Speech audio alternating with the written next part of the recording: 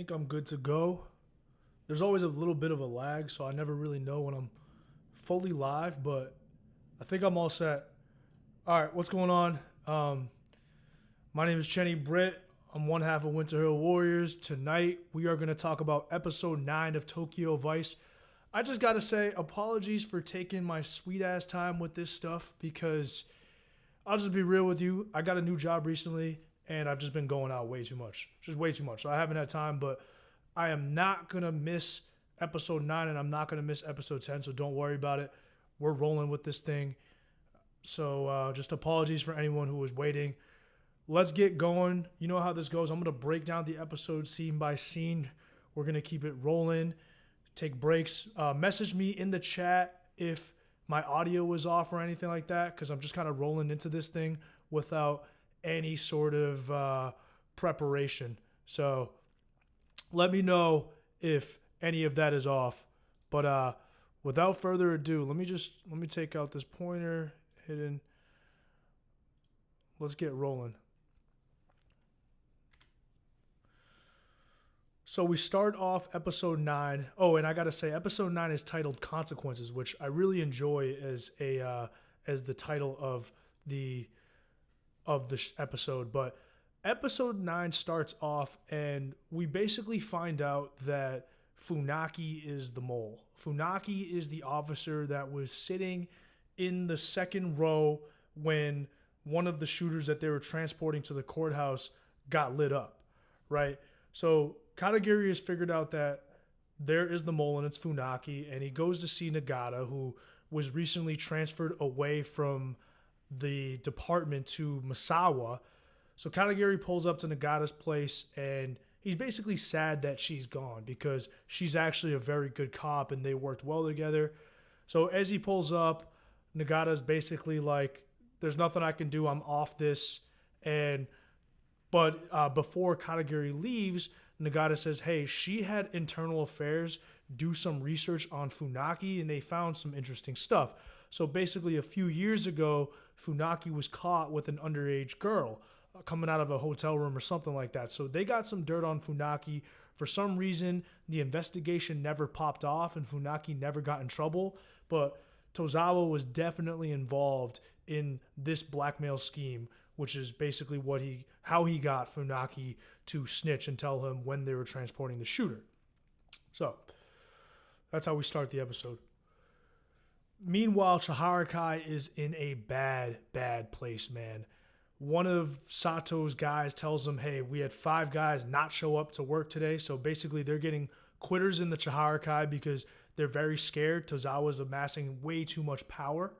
And Sato also finds out that what Tozawa has been doing is he's been basically bullying all the other families, all the other Yakuza families, the Gumis as they call them. He's basically been bullying them and saying, either join me or die.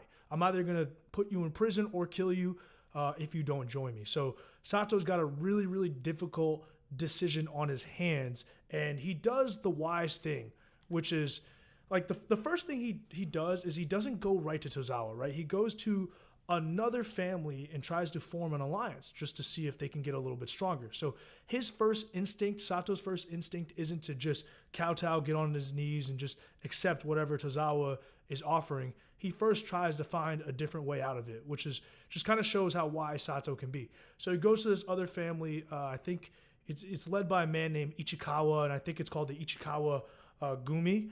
And he basically says, hey, let's go, work together and we can take out Tozawa. Unfortunately, Tozawa's already gotten to this dude, and they've already accepted a deal with Tozawa.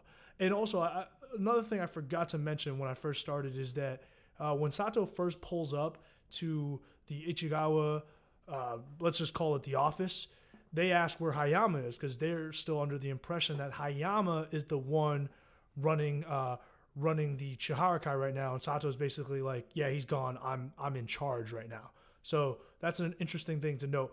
Anyways, the meeting ends obviously without Sato getting any sort of alliance with Ichikawa, but Ichikawa does like the way that Sato pulls up. He kind of respects Sato, so he says, look, I really suggest that you go and try to side with Tozawa. I suggest that you just kind of agree to do what he says, like just basically join him so this doesn't lead to any more violence because you're not going to win.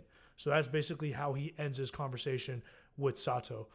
Real quick, I'm just going to check my audio, make sure my audio's up. All right, everything's good. If you're in the chat and my audio sucks or something, or you need it to be louder, just let me know. Just keep me posted. But we're just going to keep rolling. So bad things right now for the Chaharkai.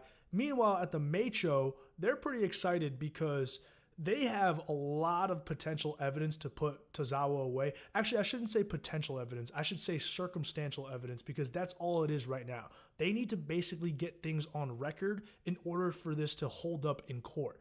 But they're all debriefing, and I guess Jake is made up with Tintin at this point, so it's it's the entire crew, right? It's Tintin, it's Shingohara, it's Emmy, it's Jake. They're all talking about what's going on, and Jake knows that Lynn, I forget her last name, but Lynn Oberlin, the FBI agent, he knows that she's in on this Tozawa cover-up, but the evidence is all circumstantial, as I mentioned before. Tintin's the one who actually comes up with the theory that it can't just be one agent. It can't just be Lynn who's the only one involved in this. This is far too big of an operation. Clearly, it's the FBI as a whole, and that shouldn't come as a surprise to anyone who pays attention to what the fuck the government does, all these things, right? Like the FBI has cut deals before with an example of that is in South America with the cartels, stuff like that. It's kind of known that certain deals are cut. So it wouldn't be a surprise that the American embassy and the FBI would cut a deal with just one of the Yakuza families and just say, hey, listen, we'll give you X, Y, and Z. You snitch out all the other Yakuza family operations on our borders, within our borders, because that's what we care about. We don't really care about what the fuck is going on your end.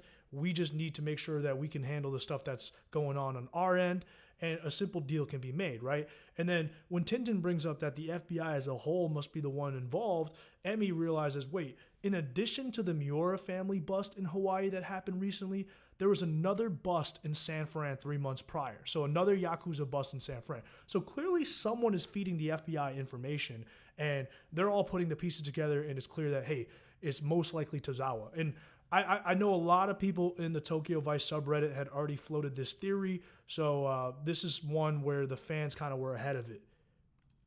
Doesn't mean it's still not a great show. It's a fantastic show.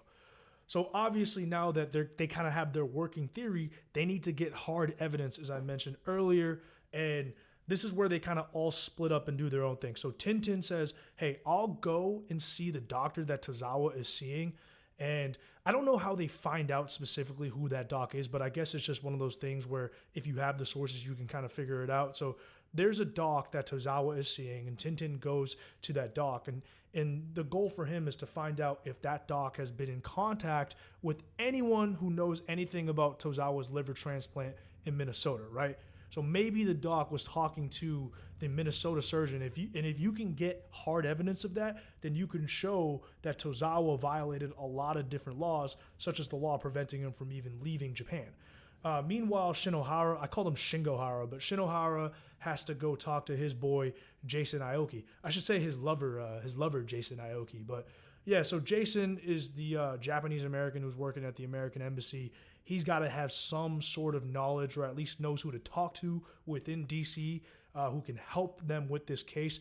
What sucks though is Shinohara and Jason, they got a good thing going, and Shino is going to feel slimy for trying to use that relationship to get evidence or information out of Jason. But this is a huge case. There's a lot at stake. He's got to do what he's got to do. And then meanwhile, on Jake's end, he's the one who's going to go talk to Lynn Oberfeld because, he's the only fucking American, right? So they can just speak English to each other. And talking to Lynn is going to require a lot of, being really good on the spot, right? Being really smart in the moment, knowing what not to say, knowing how to play your cards, right? We already saw Tintin fail in doing that earlier in the season, where he just kind of completely gives away where that big train station or shopping mall is going to be built. So we know that Jake is way better at that. So, and he's American, so it makes sense that Jake would be the one to go talk to Lynn. But obviously Lynn's not going to just tell him what's going on. So he's really got to have, the gift of gab and know how to manipulate. Okay, let's keep going. I got this title as debrief at the Meicho, but that was a mistake.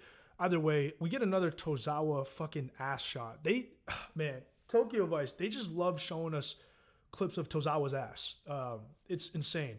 But anyways, Tozawa's kind of pumped because his whole plan is underway. He's about to put Shigematsu in as the prime minister, which is going to make him basically unstoppable. And he's tatted up like crazy, so he's just like looking in the mirror, shaving, thinking to himself, I'm the man. And his wife, Kazuko, comes over, and I don't know if she was being genuine. Not genuine in terms of her loving him. Obviously, she doesn't love him, but she first comes over and tries to use... there's this saying, it's like you can either use, the stick or something else. I forget what it is.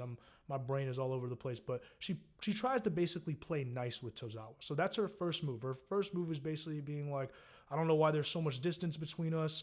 Why can't we go back to the way things were? Let us be partners, stuff like that.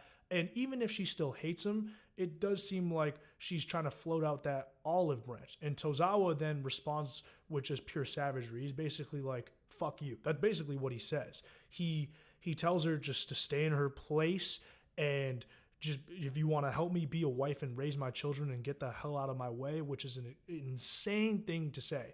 And it's clear that what she said to Tozawa, I think last episode where she called him a Kansai street thug, that really bothered him and it hurt his ego because he mentions that to her and is like, oh, once a Kansai street thug, always a Kansai street thug. So he repeats what she said to him in the last episode, this time to her. So he's fucking pissed. He's not trying to hide it. And this is where he fucks up, because if there was any chance at forming an actual partnership with Kazuko, Tozawa should have done it because she has the keys to destroy him, which we're going to see later on in this episode. But Tozawa's really feeling himself, so he just completely sends her away. And her last counter is pretty eerie. She basically says, it's very foolish of you to make an enemy of me. It's just how unwise of you. So look, if anyone ever says that to you, especially a woman that you're dating, like, be very terrified. Let's keep going. Misaki, meanwhile, is going on the tour of the apartment that Tozawa had bought her mom. And it's this beautiful, gorgeous apartment. And her mom has no idea that Misaki is dating probably the most dangerous man in Japan right now. So she's like, wow, your boyfriend's so nice. He's so generous. Meanwhile, Misaki is panicking because she just got word last episode that Kazuko knows about her and Jake's whole affair. So Masaki's desperately trying to reach Jake and warn him, but Jake is obviously really fucking busy, so he's not answering. What is Jake up to? Jake's up to meeting with Kadiri. And now, let me say something real quick. Both of these guys at this point have to be extremely careful, right? Because they were warned, I think it was in the last episode, that if either of them keep pursuing this case, if Jake puts out the paper on Tozawa's liver transplant that he initially planned to put out, if Kadiri keeps pushing on with this investigation, they're both dead men. And that's basically what Yabuki told them last episode. And at the same time, Kadiri, his family is at stake as well. Yabuki basically threatened to kill Kadagiri's wife and his two daughters. So Kadiri has moved them in a hotel. So these two guys meeting is extremely fucking dangerous, but they're doing it anyways because they're focused on the mission. So they meet underneath this little underpass, whatever it's called. And they're kind of, Jake's filled in Kadagiri on what their working theory is. And Kadagiri says, look, there was a rumor of a Yakuza member out of Yokohama a few years back, and the rumor was this dude had a deal with the FBI where he was basically the FBI snitch, and that member's name is Harada Isamu. So Kadagiri says, look, this wouldn't be out of the ordinary. This is something that has happened before. There has been, Yakuza, high-ranking Yakuza members working with the FBI, so Tozawa working with the FBI is not a far-fetched theory at all. And Kadagiri basically tells Jake, be careful because both of us are dead men if we're spotted by any of Tozawa's people working on this. So Shinohara goes and grabs a quick drink with Jason Aoki, daytime drink. And this scene is pretty tough because you could tell Shino feels really bad about asking Jason Aoki to use his resources because it's a huge risk for Jason. This could ruin Jason's career. This could land him in jail. He's taking a massive risk to find Shinohara this information. But Shinohara tells Jason, look, this is the only way to stop Tozawa. If we don't stop Tozawa, then he's going to run Japan and lots of people are going to die. A Yakuza member, just the Yakuza in general would be running, a major economy. Like the ramifications of this are fucking huge. And Shino's almost tearing up telling him this, and Jason agrees, okay, look, I'm going to go take a look. He doesn't really say that necessarily. He's kind of mad and he kind of walks off. But, I get it from both guys' perspective, right? So if you're Jason, like, you're going to feel as if you're being used with this ask. And if you're Shino, you know that you don't want to do it. You don't want to risk your relationship with Jason, but at the same time, like, what you're doing is really important. You gotta go see if you can get this evidence. You can save a lot of people's lives. So both people are on the right. It's just a tough scene. Samantha, she's so fucking ridiculous, but Samantha's been using people left and right. So she ends up pulling up to Erica's and basically trying to apologize about what she got her into. Remember, I think it was last episode when Erica had no idea what Samantha was trying to do, but Samantha got Erica to basically join in on jumping Akira. And Erica was the one who basically got Samantha to stop kicking Akira in the head. Otherwise, Samantha probably would have killed him, right? So Erica is like, yo, I don't need that type of energy in my life anymore. I have a son. I used to date a Yakuza member. I can't have the chaos. I want stability. And Samantha, you're someone who runs towards chaos. It just seems like you thrive in chaos. And look, Erica is spot on with her assessment of Samantha. Samantha is immature. There's still a lot of maturing that Samantha needs to do. And Erica basically tells her, I can't have you in my life. Friendship is over. She tells her in a calm way, but it's very brutal. And you can see it just breaking Samantha's heart. But look, if you're Erica, can you blame Erica? She's got a son. She can't be hanging around friends like Samantha, right? Like, Samantha didn't tell her what her plan with Akira was, and if things had gone the other way, Erica could have been an accomplice to murder, right? She could have left her son out there with no one to take care of him. So Erica is completely in the right for cutting off Samantha. I don't hate Samantha as much as everyone else does. She is pretty fucking annoying, but I do feel bad for her in some ways. But yeah, she's a completely unreliable friend right now, and she is a loose cannon and a straight up liability. Like, we got to call it as it is. All right, so Kadiri goes back to handle the mole in his unit, and he calls Funaki in. I said Funaki, and shows Funaki the evidence that they found. So basically, here's what happened.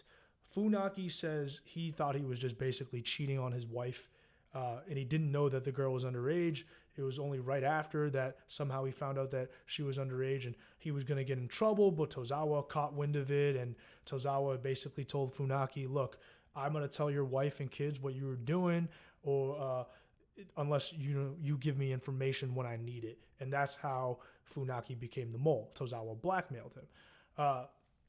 So basically, that was the whole situation, and that's why Funaki gave up when and where they were transporting one of the shooters.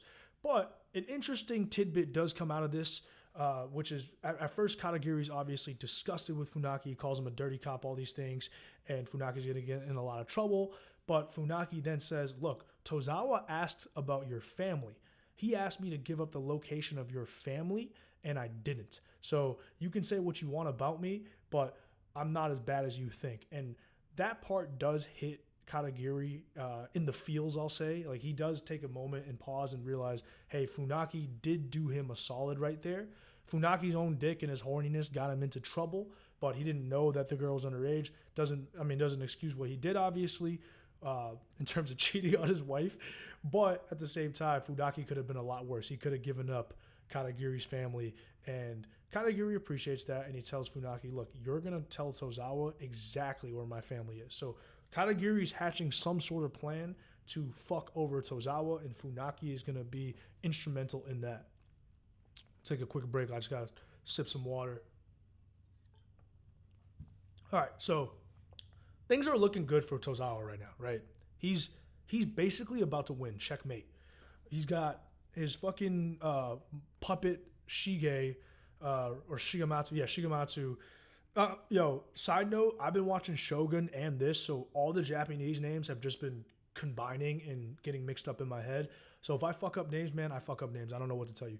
Anyways, Tozawa's on top right now, as it seems, and he's walking with Yabuki, and Yabuki's just filling him in on what's going on. And Yabuki tells him, look, all the other families have basically bent the knee, except for the Chaharkai. There's that young kid who we know is Sato. The young kid is still running the Chaharkai. He still hasn't bent the knee yet. They're the only one that hasn't bent the knee. And Tozawa actually, calls him a boy. He goes, the boy, right? Anyways, Yabuki is like, look, it's only a matter of time before Sato bends the knee because they can't really make money. There's too much police out there. They're fighting a losing war. They're losing men, so they're going to lose that war of attrition. They have no other choice but to accept whatever deal Tozawa has or else just be destroyed, right? So Yabuki's like, we don't have to do anything crazy. He's going to bend the knee. But at this point, Tozawa is so close to victory, all-out victory, that he doesn't even care. He just tells Yabuki, handle it, which we know what that means. It means he's putting a hit out on Sato and the Chaharkai. As this conversation ends, though, Yabuki gets a phone call, and that phone call is actually from Funaki, right? And he tells Tozawa, yeah, it's our source. He says he knows where the address is. So at this time is when Funaki, and we know Kadiri is behind this, calls Yabuki and gives him the address of where Kadiri's family is. So this is a trap that is being sprung, and we see it in the moment as Yabuki takes that phone call. Oh man, I titled this set of clips "Tintin Goes to the Doctor." Poor Tintin, man. I gotta say, I do really enjoy the emotional writing of Tokyo Vice, because earlier in the season, I fucking hated Tintin. He was being a little bitch. But man, Tintin did have a bit of a turnaround, man. So kudos to the writers of the show. Anyways, Tintin goes to go see Dr. Tominaga, which is Tozawa's doctor in Japan. Now we know that Tozawa's doctor in Japan was not the one who performed the liver transplant, but that doesn't mean he wasn't treating him already, right? So he was the doctor who was probably giving him all of the first line, second line, third line medicines before it got so bad that he needed a transplant. So he's very intricately familiar with Tozawa. Now, Tintin's there and he's waiting forever. They're disrespecting him. The girl who's working at the desk isn't taking him seriously. They probably peep that he's a journalist the second he walks in. It's so obvious that and they don't like journalists, right? Like if you're a Yakuza doctor, you don't want to talk to journalists. They're going to blow up your spot. So they're just basically giving him the runaround, making him wait for hours. But Tintin grows a set of balls and just barges into the office, and he threatens the doc with exposure, right? He basically blackmails the doc in a way, but he says, look, we have records of you treating Tozawa. We're going to release those records to the public. If we do, your reputation is going to be destroyed, because even if you are getting paid a lot to treat Tozawa, you're going to lose all of your other patients, because what type of patient is going to want to go to a Yakuza doctor?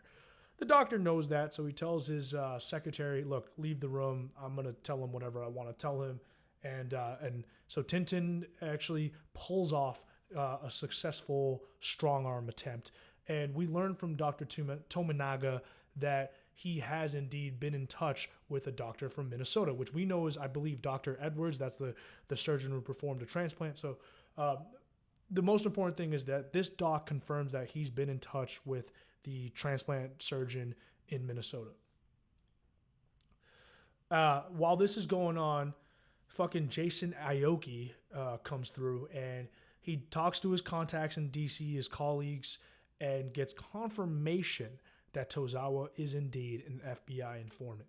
Huge, huge. This is the smoking gun, right? Now, getting evidence of this is going to be a whole nother fucking story, but they now know from someone in the FBI, or on that side. Jason's not in the FBI, but he's connected, right, via the U.S. Embassy.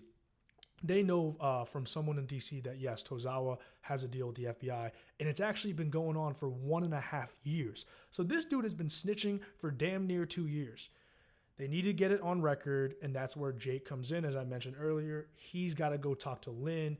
And the reason why this is going to be crazy is because this is going to be a big game of chicken, and Jake can't expose to Lynn too much of what they have, because Lynn's going to tell Tozawa. So he's got to find a way to tiptoe the line between letting her know that he's actually dangerous versus letting her know that they don't have evidence right now, which would, ruin everything that they're doing, because then she would just do nothing. Oh shit! I forgot about this storyline. I have it in this. I have it in the clips though. But Key's psychotic fucking plan. Let's just talk about this real quick. This was one of the worst parts of the entire episode. Shit made me so uncomfortable, man. But Key, who is Emmy's younger brother, who's suffering from some mental health issues, he hatches this ridiculous plan to prove to Emmy that Shingo, the dude that she was dating, is a piece of shit. And Key's plan is to kidnap Shingo's son after school and take him to an internet cafe so that it looks like his dad doesn't know, where his son is or like can't take care of his son. The dumbest plan ever, but obviously this dude is psychotic, so he's, like this is the best plan he can hatch.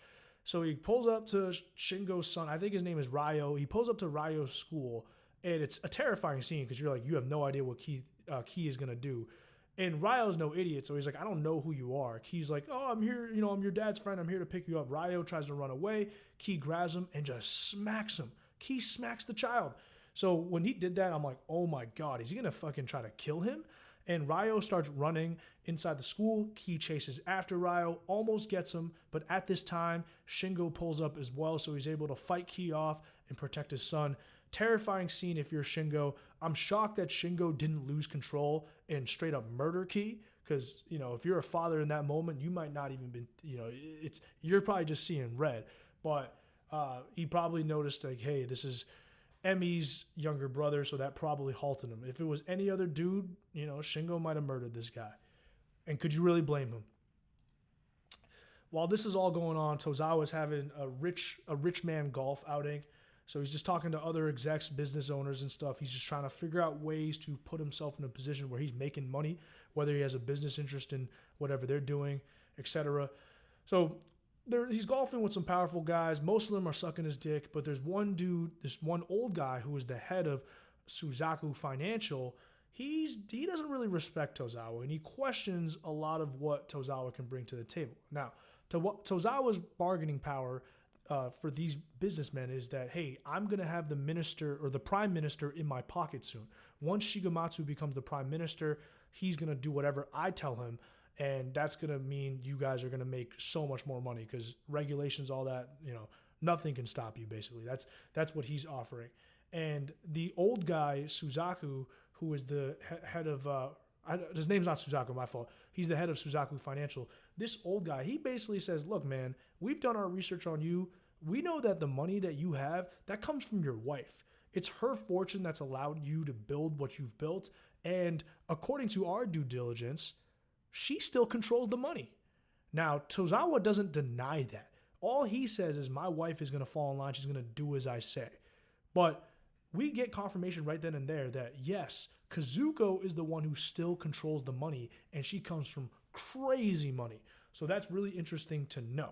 Now, the old guy also asks Tozawa, what do you want from us? And Tozawa specifically says, look, I want 5% ownership of Suzaku Financial, which is crazy, right? Because if this is like, let's use an example of a bank, of a Japanese bank. Let's say it's like a Nomura or a Mizuho. Not saying that those are the banks that are involved. I'm just using an example, right? Go look up what those banks are making in terms of money. Insane. So just getting even, 1% would be crazy. But Tozawa is asking for 5% ownership of a major bank and seat on the board. Crazy amount of power. In return, he will open his books up to these men and basically show them, hey, I'm not involved in illegal shit anymore. So he's trying to go from illegal to legal. We see this all the time in crime movies, crime shows, where the gangster is now realizing that, look, having illegal money is always going to come with certain blockades, I should say. So the goal is always to go legal if you can, because that allows you the most freedom. One more thing. Let me go back to that. Also, while this scene is going on, one of the younger guys that is golfing with them, who is obviously very intimidated by Tozawa, he lets it slip that he saw Masaki at a U.S. embassy party, and she was with a gaijin. She was with a white guy, and who's a journalist. And Tozawa immediately knows what the deal is. So this dude has now put a massive target on Masaki and Jake's back. Well, Jake's target has just gotten even redder and even bigger, but Masaki's going to die now too if Tozawa finds her. All right, Jake's dangerous bluff. This is when Jake finally talks to Lynn Oberfeld, and he basically just says, look, I know you lied to me about Spencer Tanaka being a 61-year-old high school retired teacher. That's insanity. I know that the watch that Tozawa had on is the same watch that the surgeon in Minnesota has. I know the whole bribery scheme. And he says he has a copy of the agreement that Tozawa has between him and the FBI. Now, we know Jake does not have that copy, but Lynn can't be sure. She's like, there's no fucking way you got that copy, but she can't be 100% sure. So both of them have to play their cards really right. If she calls Jake's bluff and it turns out that he actually has that copy, then that's going to look really bad for the FBI. Her career is probably over. They're going to assign her to some back office role. She's not going to be, running the FBI in Japan, which is she's probably making guap in that position, or she has a lot of influence at least. So Jake lies, and because Lynn has more to lose if she incorrectly calls Jake's bluff, she agrees, but she says, look, I'll confirm that we're working with Tozawa if you can give me confirmation that you have a source. Now, that would mean Jake would have to sell out Jason Aoki, which would completely fuck up Jason Aoki's relationship with Shinohara. We don't know if Jake does that.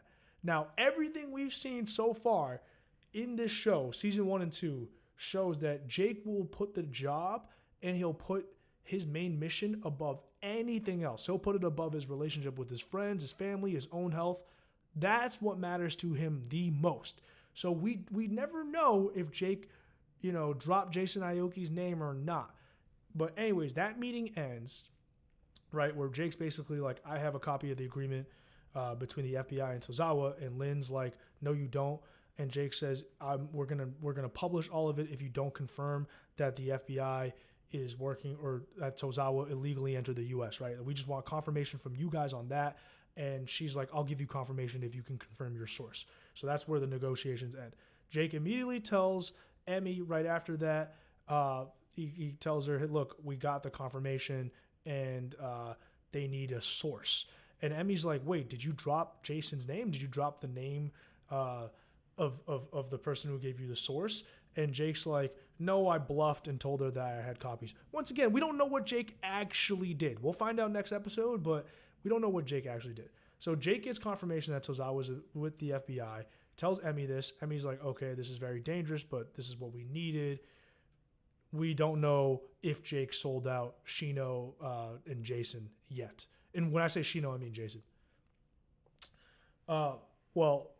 Another thing I should mention, that phone call with Emmy ends with Emmy telling Jake, you're going to be a wanted man, because obviously after talking to Lynn, that's going to get back to Tozawa, so you should hide. And Jake goes to Sato's place, the Chaharkai HQ, to hide. Now, there is a conversation before Jake pulls up that Sato is having with Jen, and Sato's basically like, why are you so loyal to me? And Jen just says, look, you saved my life. You showed me mercy. And that's something that even the former Oyuban, Ashita, wouldn't often do. Ashita wasn't really a merciful guy.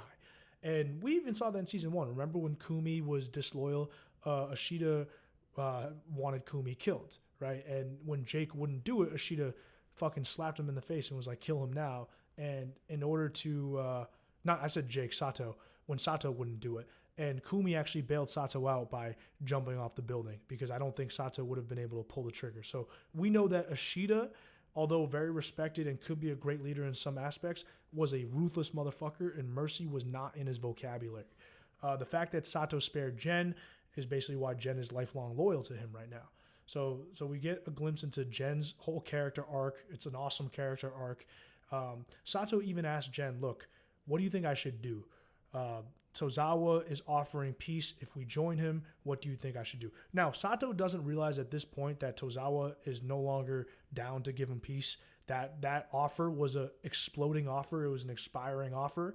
That offer is now expired. He's coming after Sato and the Chaharkai. But Sato doesn't know that right now. So he's asking Jen, hey, what do you think I should do? And Jen's like, look, man, I can't give you advice, but whatever you want to do, I'm rolling with you, right? Pure loyalty.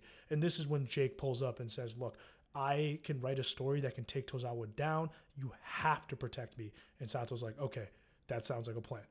Love to see these guys together. These guys are the absolute bros. Fucking love Sato, love Jake. Jen's really growing on me. Good squad of guys right there. At the same time, the girls are having their own little team up. So Masaki pulls up to Sam's apartment, and because she can't get a hold of Jake, right? So she does her research and finds out that Sam is one of Jake's friends. It also isn't, that crazy of an assumption to make, since they're like the only two fucking white people in Tokyo right now. But anyways, Masaki finds Sam's apartment, and she tells Sam, look, we got to go find Jake. He's in trouble. So they go to Jake's apartment, which I get why they went to Jake's apartment to go search for Jake, like logically, but that was such a stupid move when you're Masaki and you just got caught walking out of Jake's apartment. Now, sure, it was Kazuko's guy who caught you, and Tozawa doesn't know yet, but why would you ever go back to Jake's apartment?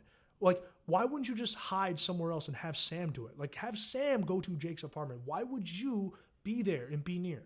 So obviously, as they're leaving the apartment, because Jake is not there, because Jake is not that dumb, Tozawa pulls up with his guys because they're coming to kill Jake. And Tozawa doesn't know that Masaki's there, so he sees Masaki and Sam right as they're about to leave, and Tozawa flips out, probably busts a blood vessel. But Sam, for all the shit that people give her and that I give her, she's pretty nice with the motorcycle, so she gets them out of there. Also, this is probably just the way it was written, like plot armor type of shit, but I'm shocked that Tozawa's guys didn't have guns. Like, I'd expect them to have guns and just be able to gun them down, but hey, maybe he's like, hey, we don't want to spill any more. Well, you know what? I take that back. I'm an idiot. I take that back, because you can't just kill two women, especially a white woman. That's going to get different attention if you're the Yakuza versus just killing other Yakuza members. You can kill other Yakuza members and have it not be that big of a story. If you murder Masaki, who is like a pretty famous model, and you murder Samantha, who is a white woman, then, that's going to bring unwanted attention and probably destroy your reputation. So I get why they didn't have the guns on them right then and there. But Tintin gets fucked up. So Tintin, obviously, after talking to the doctor, what do you think the doctor did? The first thing the doctor probably did was notify Tozawa, hey, look, a journalist has been poking around, knows about you going to Minnesota, like, just letting you know. So Tozawa sends some guys, and as Tintin is telling Shinohara, look, I talked to the doc. The doc said he had indeed been in touch with the transplant surgeon in Minnesota. Two of Tozawa's goons run up and just poke Tintin, stab him like 8-9 times. It's a brutal scene because you can hear the knife enter the flesh. It's like that's just absolutely gnarly. And Tintin is in trouble, and they call an ambulance, and Shinohara is just listening to all of this go down. Let's just wrap up the whole Key storyline. I'm so sick of talking about him, but Emmy finds out, obviously, his kidnapped attempt where he almost let's just say he kidnapped him. All right, we don't know what he was really gonna do, but Emmy's pissed at Key, and she's like, "What the fuck was your plan?" Key's like, "Oh, I was gonna take him to play video games, and I just wanted to show that Shino's a bad dad." And it's like, how would that prove that Shino is a bad dad? You kidnapped his son. I guess he was trying to, or not Shino, Shingo. I keep fucking up these names, but I guess he's trying to say, look, if he can't keep his own son safe, then he can't keep you safe, Emmy. We don't need him. We know that it's because Key doesn't want Emmy to basically date anyone because he's worried about losing her. And Emmy's just fed up with him, right? Like, this is just going way too far. She realizes this guy's just completely out of fucking control. Meanwhile, Shingo is like, dude, I can't date you anymore because your brother is psychotic. He almost, killed my son. I'm not gonna say he almost killed him, but he kidnapped my son, right? Like, I can never be around this guy again. This guy's a complete danger to me and my family. So he just tells Emmy, look, if you have him in your life, I can't be in your life. Goodbye. And Emmy still wants to keep her brother in her life, so she chooses her brother over Shingo, or at least that's what it looks like right now. So that breakup happens. And then Emmy's having a rough day because right after this happens, she gets a phone call basically telling her, hey, Tintin is in the hospital, like, with brutal stab wounds. So tough night for Emmy. All right, this is a crazy sequence of scenes. Let me just take a quick water break. All right, attack on the Chaharkai. So Tozawa's guys just roll up right on the Chaharkai. The Chaharkai are not expecting an attack at all. I gotta say that kind of shows Sato's, I love Sato a lot, but it does show that Sato right now is still very inexperienced as a leader because they should have been on guard, and these dudes were lounging around playing video games, just completely, complete sitting ducks. And Tozawa's guys just get the drop on them. They go and just basically murder everyone or damn near everyone in the HQ. And Sato, Jake, Jen barely get out of there. I don't know what this dude's name is, this bigger dude, but he completely holds it down. Like, you want to talk about being a man. You want to talk about being a loyal brother. Like, this is the dude. He was probably dead anyways, but when Tozawa's guys have killed everyone else and they're asking him where Sato is, he doesn't give Sato up. He just stands there and doesn't say anything, and he buys enough time for Sato to get out of there. And he takes so many bullets. He takes so many bullets. He instead of running and potentially getting away and maybe surviving, because it seems like the first 2 shots he took weren't lethal, he goes and parks his body against the door and just gets shot up through the door and just dies just to buy Sato, Jake, and Jen and the rest of the guys enough time to escape. So pour one out for this man. I think his name is either like Kaso or Atsuo. If you know his name, send it in the chat or comment it. I get so confused with these names sometimes, but absolute brother, absolute soldier, absolute warrior. Respect. Nothing but respect. Oh, yeah, I got to show a little bit more scenes. This is crazy because a bullet almost hit Sato during this escape scene, and it whizzes right by his ear. Oh, yeah, this is the scene I was talking about. Sorry, guys, I didn't move to the next set of clips, but this is the second half of the escape, and you can see this dude is an absolute hero. Just takes 2 shots to the back and then leans on the door to prevent them from just easily running through and catching Sato. So Sato and the guys barely escape. I don't know how many members are left in the Chaharkai, man. I just, it's got to be fewer than 15. All right, at the hospital, dude, this is super interesting, right? Because the entire season, we've also got this this story of a mole within the Meicho, and all signs were pointing to Baku, and I guess it's not him. This is why I like this show so much, because there's some storylines that are pretty obvious, and as viewers, we can all predict it. And maybe it'd be harder for us to predict without the help of Reddit, but we can all kind of see how certain storylines are going to play out. But they throw just enough of these twists and turns where you're so sure that it's someone and then it's not, and then you kind of feel stupid. For example, I thought Nagata was the mole in the police force. I was wrong. I was a fucking idiot. It wasn't Nagata. But anytime I'm wrong in this show, it actually makes me like the show a lot more. But anyways, Emmy pulls up, and Tintin is in critical condition, but he's stable, so he's not dead. So I think he'll live. His mom is there. Thank God that Tintin is alive.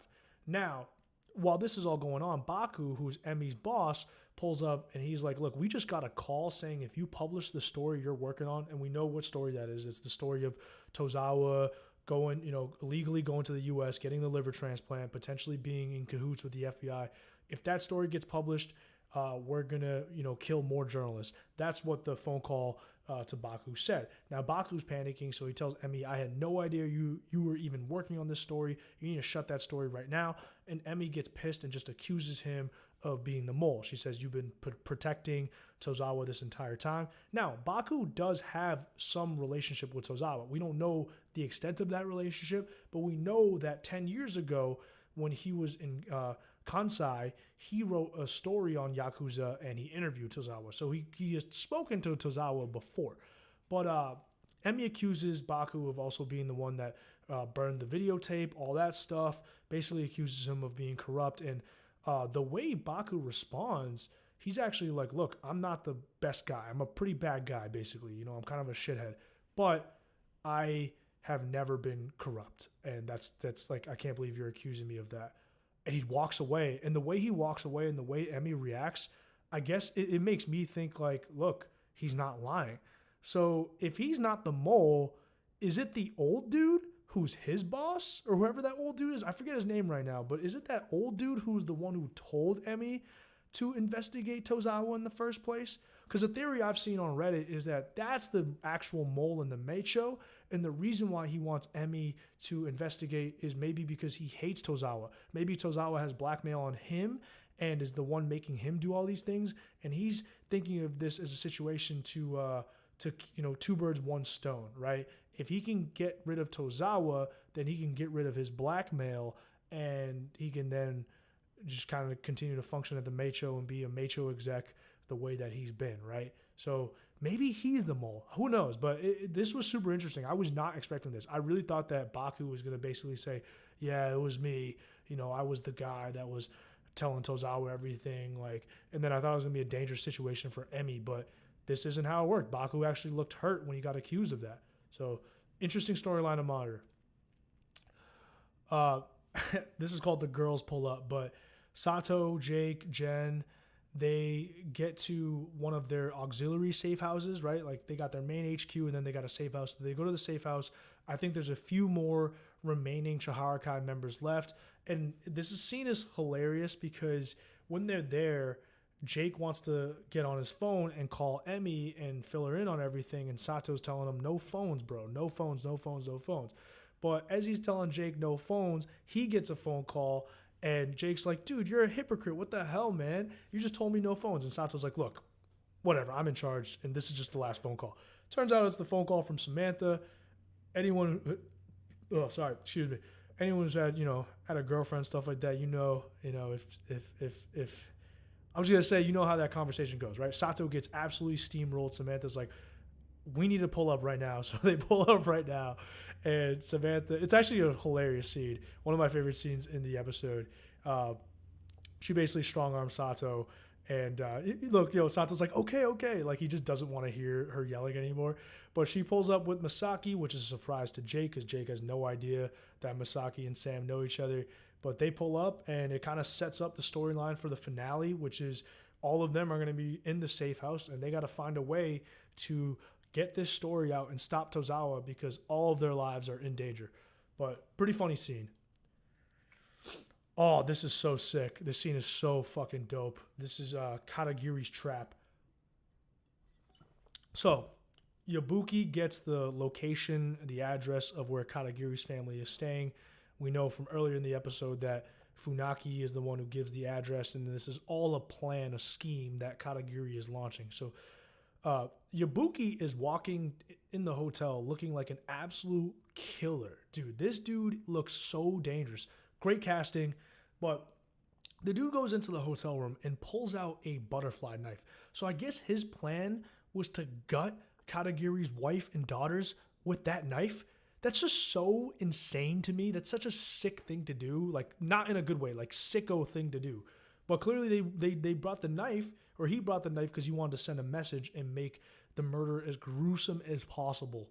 But it doesn't matter because Kadiri is too damn fucking smart. Dude is a dog, and he sets the ultimate trap. So what he does is he places the gun that one of the shooters used from earlier in the season. He places that gun on the couch, or not the couch, on the mattress, right? And that was the gun used in the murder of the architect, right? It was used in the club shooting that ended up taking the architect's life, several other people's life, and our beloved Oyaban Ashida's life. So he puts that gun there, and when Yabuki first walks in, Kadiri points the gun at him and says, "Look, drop the knife, drop the knife."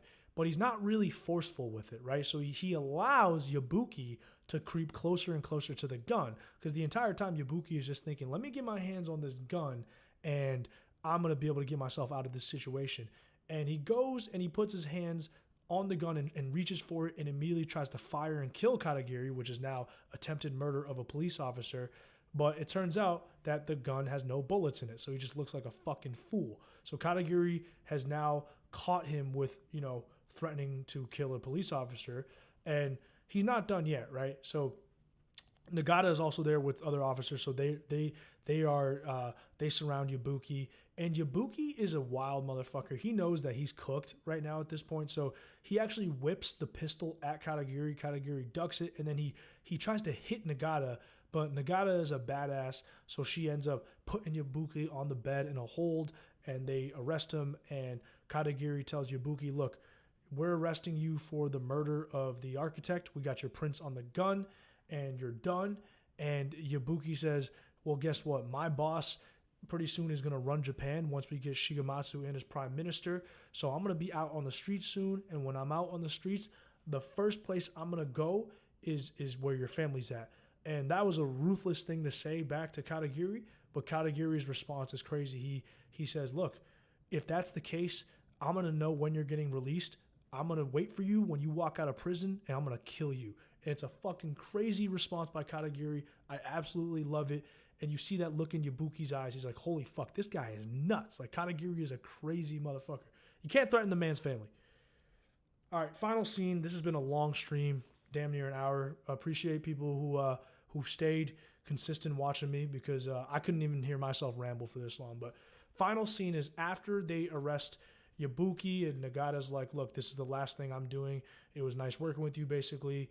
Kadagiri goes to his car, and then we see a black car pull up. And I thought he was going to get murdered or shot. And it turns out it's Kazuko. So it's Kazuko and her man, or the dude working for her. And she pulls up and tells Kadagiri, look, I got some dirt on Tozawa, and from someone that I've talked to, and we know that someone is Masaki. She says, I know where Tozawa keeps all of his documents, right? So Kazuko first tells Kadagiri, look, I know that you guys are aware that my husband made a deal with the FBI, and I know you guys are looking for those documents. Tozawa keeps all of his documents in two places. One is at the hotel safe, which easy for you to access. The other one is on the yacht, which is the Yoshino, and that's the yacht that Polina got murdered in season 1. So she says the hotel, easy access. The yacht, that's going to be a lot trickier, but I just told you where the papers most likely are. It's on you now to go figure it out. So that's how this episode ends. We got one more episode. Holy fuck. I mean, I think this has got to end at 2 seasons, right? The way this story is playing out, it should end with episode 10. It'll be a great 2-season show. If they can find a way to make a season 3 and have a different storyline, I'll still watch it because this show is so damn good. But I think a natural progression for this show is for it to end next episode. But next episode, we're going to get the scheme, right? So here are the questions that the next episode has to answer is, how are Jake, Samantha, Sato, and Masaki going to get out of this? He's got to launch that story. But he's got to publish that story and actually have evidence, right? So how did Jake actually get evidence? Did he sell out Jason Aoki? How did he get that evidence? And are they going to be able to publish this paper in time before Tozawa's men murder all of them, right? And all of their friends and family and stuff like that. So it's going to be a race against time. Oh, actually, I'm dumb. I just said, how is Jake going to get the evidence? The evidence is going to be on the fucking yacht because Jake doesn't have any hard evidence right now. So we're going to get this infiltration action scene. This is my prediction, right? It's not a crazy prediction, but in the season finale, we have to get some sort of like dope Kadagiri with someone else infiltrating the yacht. Kadagiri may lose his life in this process, but they have to infiltrate Tozawa's yacht, break into it, probably get into a gunfight, and get the signed documents of Tozawa's FBI agreement. So that's going to be the big action scene next episode. It's going to be a race against time. That's going to do it for this stream. Appreciate y'all for watching. I'll be doing episode 10 later on this week when it drops. Thank you for the patience. And if any of my facts were wrong in this stream, just drop a comment. All right. I have no ego with this shit.